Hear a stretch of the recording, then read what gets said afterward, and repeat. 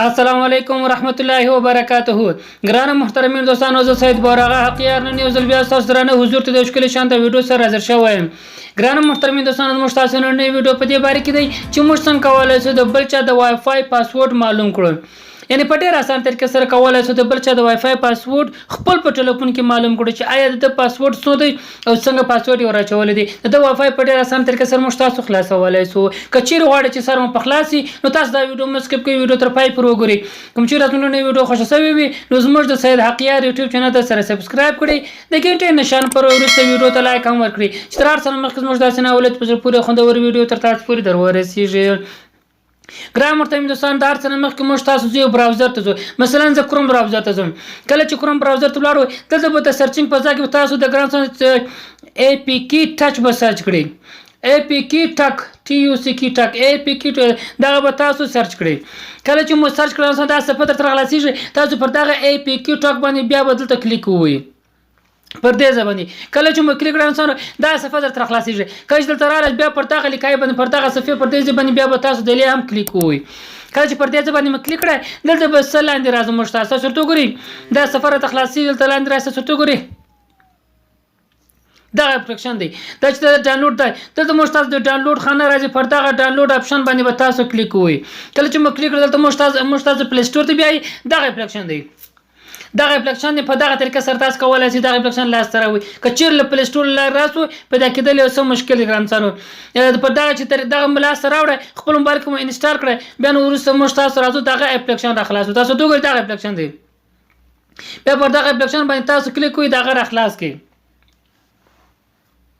تاسو وګورئ دا چې مر خلاص کړئ اوس موږ تاسو په بل ټلیفون کې وای فای را خلاص کړی ما هغه وای فای هم خلاص کړی اوس هغه وای فای خلاص دی. دلته چې تاسو راځي بیا پر اوکی باندې به تاسو کلیک ووهئ.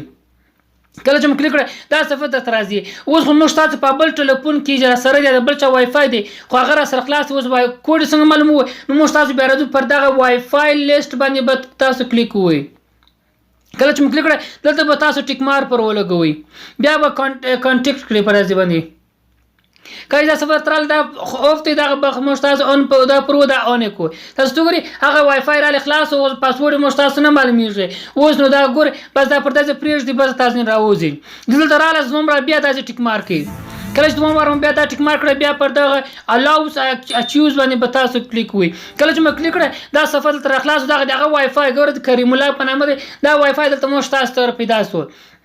کله دا وای فای تر پیدا سو و زه د وای فای پاسورډ مو تاسو نه درته معلوم چې پاسورډ سو دی مو تاسو به پر دغه باندې به کلیک وو.